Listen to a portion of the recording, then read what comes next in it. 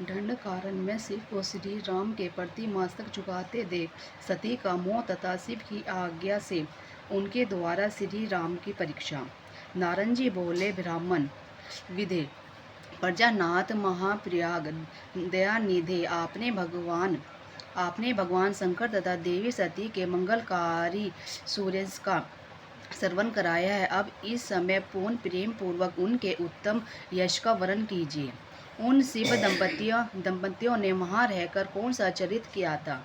ब्रह्मा जी ने कहा, मुने तुम उसे सती और शिव के चरित्र का प्रेम से श्रवण करो। वे दोनों दंपति महालौकिक गति का आश्रय ले नित्य निरंतर क्रीड़ा करते रहते थे। क्या करते थे? तदंतर महादेवी सती को अपने पति शंकर का वियोग प्राप्त हुआ, ऐसा कुछ शेष बुद्धि वाले विद्वानों का कथन है।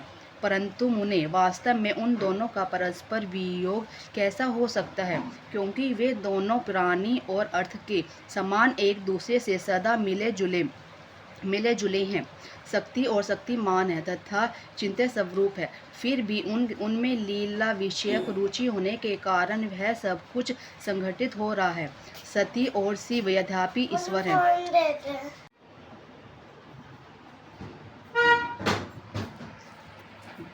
नारद जी बोले, महाभाग विष्णु शिष्य विधाता, आप मुझे शिव और शिव के भाव तथा आचार से संबंध रखने वाले उनके चरित्र को विस्तार पूर्वक सुनाइए। तार भगवान शंकर ने अपने प्राणों से भी प्यारी धर्म पत्नी सती का किस लिए त्याग किया? यह घटना तो मुझे बड़ी विचित्र जान पड़ती है, अतः इसे आप अवश्य कहिए। अज आपके पुत्र दक्ष के यज्ञ में भगवान शिव का अनादर कैसे हुआ? और वहाँ पिता के यज्ञ में जाकर सती ने अपने शरीर का त्याग किस प्रकार किया? उसके बाद वहाँ क्या हुआ? भगवान महेश्वर ने क्या किया? ये सब बातें मुझसे कहिए।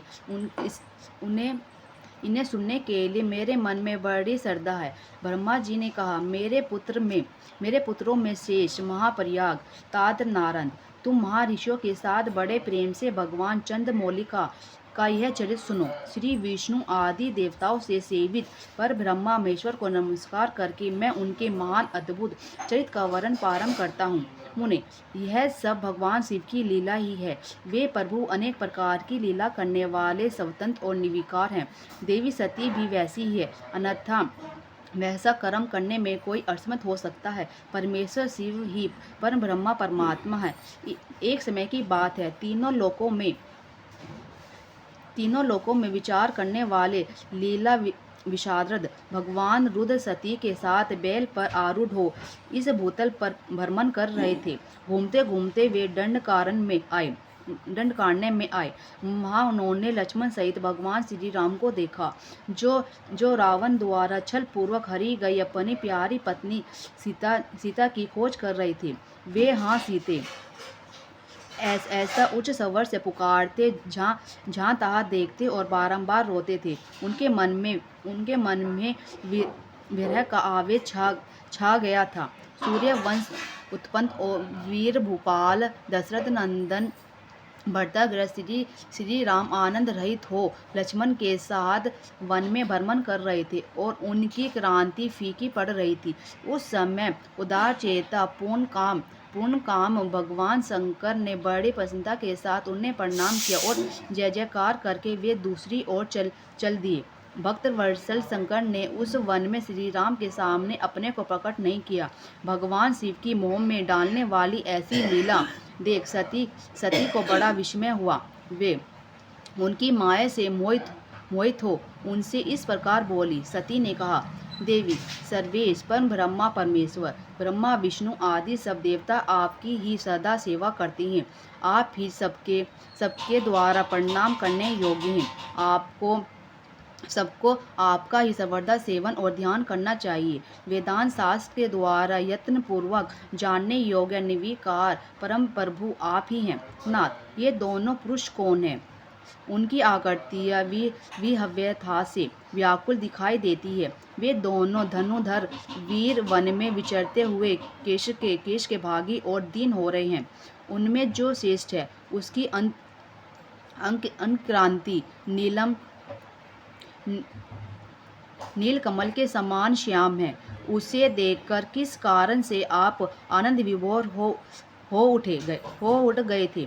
आपका चित्त क्यों अत्यंत प्रसन्न हो गया था? आप उस समय भक्त के समान विनम्र क्यों हो गए थे? स्वामी कल्याणकारी शिव, आप मेरे संशय को सुने। पर वो सेव्य स्वामी, आपने सेवक को प्रणाम करे, यह उचित नहीं जान पड़ता। ब्रह्मा जी कहती हैं, नारद कल्याणमयी परमेश्वरी आदि शक्ति सती देवी ने शिव की माया के वशीभूत होकर जब भगवान शिव ने इस प्रकार प्रश्न किया, तब सती की वह बात सुनकर लीला विराशात परमेश्वर शंकर हंसकर उनसे इस प्रकार बोले।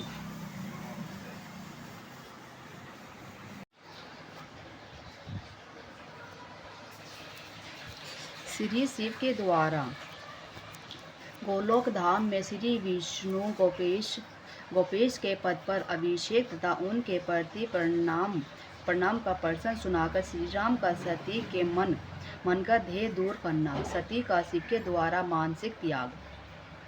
श्री राम बोले, देवी, प्राचीन काल में एक समय परम स्पष्टा भगवान शंभु ने अपने परात्पर धाम में विश्वलोकों को विश्वकर्मा को बुलाकर उनके द्वारा अपने गौशाला में एक रमणीय भवन बनवाया, जो बहुत ही विस्तृत था। उसमें एक शेष सिंहासन भी निर्माण कराया था। उस सिंहासन पर भगवान शंकर ने विश्वकर्मा द्वारा एक छत्र बनवाया, जो बहुत ही दिव्य, सदा के लिए अद्भुत और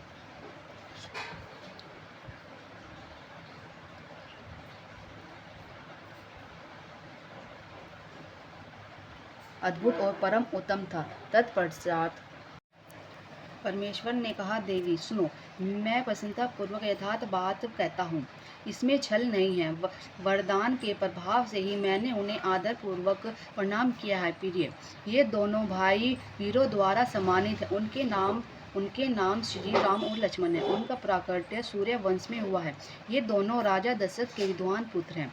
इसमें जो गोरे रंग के छोटे बंधु हैं, ये साक्षात शेष के अंश है। उनका नाम लक्ष्मण है। उनके बड़े भैया का नाम श्री राम है।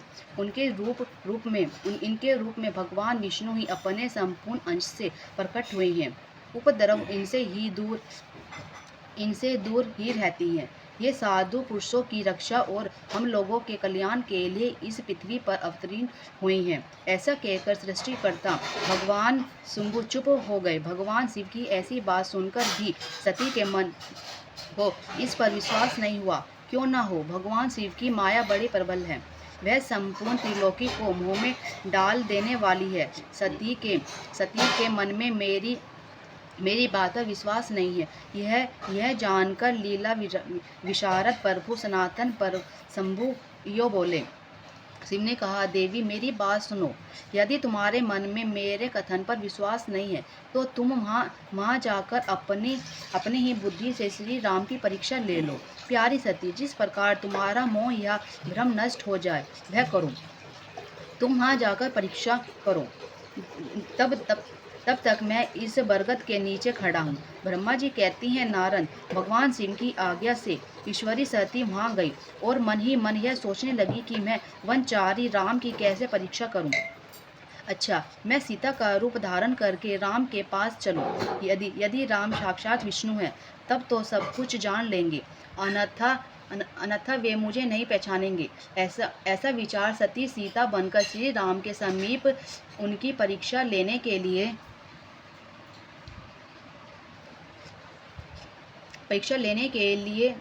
गई। वास्तव में वे मोह में पड़ गई थी। सती को सीता के रूप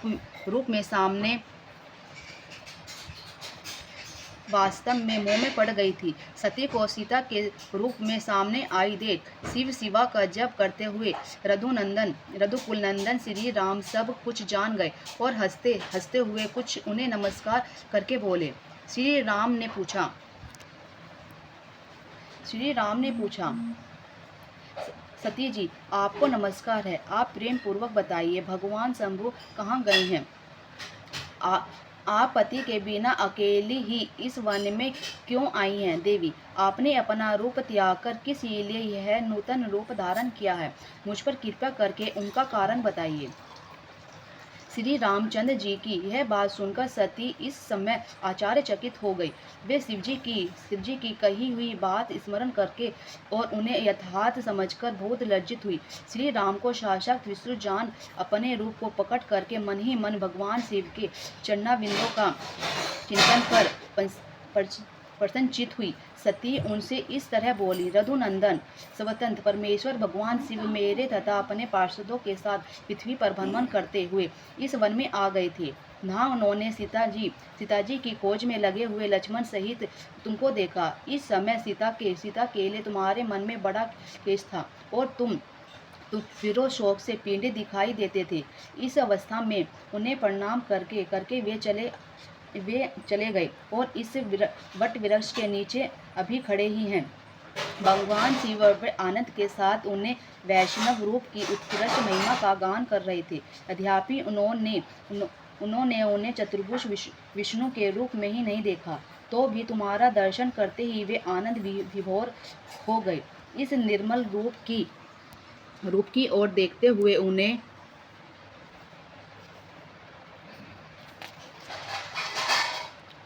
बड़ा आनंद प्राप्त हुआ। इस विषय में मेरे पूछने पर भगवान शंभु ने जो बात कही उसे सुनकर मेरे मन में भ्रम उत्पन्न हो गया। अतः रघुवेद मैंने आप उनकी आज्ञा लेकर तुम्हारी परीक्षा की है। श्री राम अब मुझे ज्ञात हो गया है कि तुम साक्षात विष्णु हो। तुम्हारी मेरी प्रभुता मैंने अपनी आंखों से देख ली है। अब मेरा संशय दूर हो गया है। तो भी महामते, तुम मेरी बात सुनो। मेरे सामने यह सच बताओ कि तुम भगवान शिव के भी वंदनीय कैसे हो गए। मेरे मन में यही एक संदेह है। इसे निकाल दो और शीघ्र ही मुझे पूर्ण शांति प्रदान करो। सती का यह वचन सुनकर श्री राम के नेत्र प्रफुल्लित कमल के समान खिल उठे। उन्होंने मन ही मन अपने प्रभु भगवान शिव का स्मरण किया। उनसे उनके हृदय में प्रेम की बाढ़ आ गई। उन्हें आज्ञा न होने के कारण वे सती के साथ भगवान शिव के निकट नहीं गए तथा मन ही मन उनकी महिमा का वर्णन करके श्री रघुनाथ जी ने सती से कहना प्रारंभ किया।